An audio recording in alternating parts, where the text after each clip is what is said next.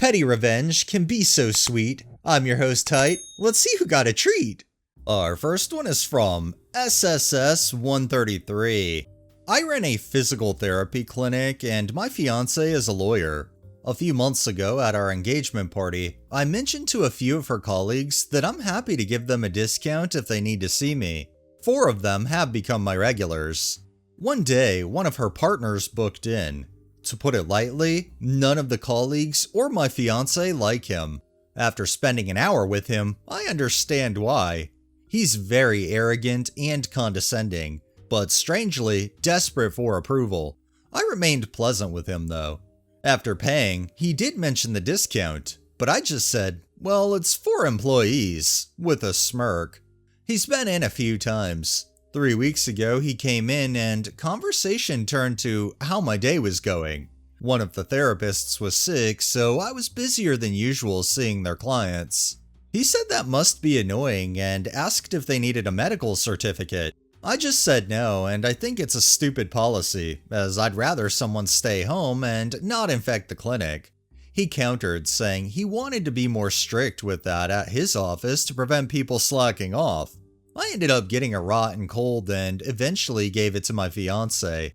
It hit her hard and she ended up working from home Friday. She deteriorated over the weekend and took Monday off.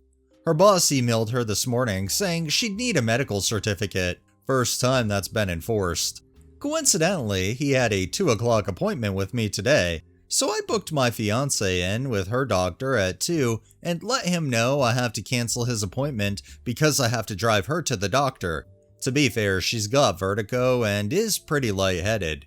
I'd get back to him if I had any availability, but I'm fully booked for the next 3 weeks. He messaged both of us saying that the medical isn't necessary.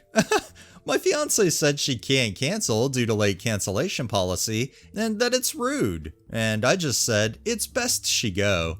You know, this guy ended up thinking that his appointment was canceled on him probably because he required that medical certificate, and then he quickly backstepped thinking if it wasn't a requirement, he would still have his appointment done. I still think it's absolutely insane that you need a medical certificate if you miss one day. This next one is by altruistic.5380. Back in 2018, I married my now ex-husband. He came from money and grew up in the upper class. He never lacked anything. I'm the complete opposite. Grew up extremely poor and learned very early on that you have to work hard and have your own back. We met at his uncle's restaurant, where I was a server. He came in one day to eat. I was his server. He asked for my number and we hit it off. Or so I thought. After we got married, his true colors were quick to follow. A complete narcissist, actually diagnosed. This story takes place when I meet his sister and her boyfriend for the first time. We pick them up from the airport, and as he introduces us, she eagerly says, "Oh my god, she's totally Jordan's." Her boyfriend agrees, and my husband chuckles. I'm like, what is Jordan's? And my husband tells me that it means I have a great style. I thank her for the compliment and think nothing of it. Throughout their visit, they start calling me Jordan's, and I accept it as a cute nickname. Like, great, they like me. That was until one night we decided to all get drunk. We popped open some wine, and as we drank more and more, they started commenting on how shitty and cheap my wine was. I kinda shook it off as they decided to play stupid drinking games. Truth or Dare was one of them. My husband's sister dared me to tell him what Jordan's was. They were all laughing like chickens and totally drunk. He says, Jordan's is the name we give homeless people who have swag. I'm completely dumbfounded as they all burst out into more laughter. I was not as drunk as everyone else and just sat there trying not to cry. Fast forward to the next day. I asked my hungover husband what the fuck was their problem. He had completely removed that fact that he had told me. He started saying, "It's just a joke, don't take it seriously." Well, I didn't let it go and kept pressing the matter. He finally told me, "I may have told them about your upbringing and how you're not like us, just to prepare them." I was in complete shock. To prepare them? For me? I could not believe what I was hearing. I spent the next few days to myself, making excuses, staying busy. My husband had bought an expensive bottle of tequila that we were supposed to drink the night before they left. The day before the last, they went on a hike, which I excused myself from. Time for a little payback, MFs. Let's test your elite palates. I videotaped myself swapping out the expensive bottle of tequila for Sauza Gold. In the video, I sit back and enjoy shots of tequila, talking about my upbringing, the love and closeness I share with my family, and how fortunate I was to have grown up not becoming a disgusting piece of shit snob like the family I married into. I mean, I went off. I got drunk and went to bed by the time they got back, so I didn't have to engage, and they didn't know I was drunk off $200 worth of tequila. The last night I watched these idiots sip the tequila like wine and comment on how distinguished and delicate it was. They mentioned you could taste the quality. I'm sitting there enjoying every word that came out of their mouths. I then get up, connect my phone to the TV, and say, I put something together for you guys to say thank you for your visit. I hit play and watch as they started to understand what just happened and what they were drinking. Satisfied, I start gathering shot glasses off the table while the echo of total silence hit the walls. They said nothing to me. I went to bed only to have my husband wake me up in an outrage, telling me his sister was crying because I humiliated them.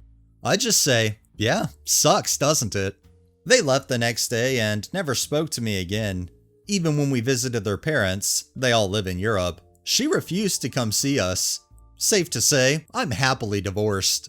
If that's not a great way to get back at people that just want to feel like they're superior just because they have money or were born into money, that's fucking fantastic. And the fact that they were doing nothing but complimenting the non-$200 tequila, priceless.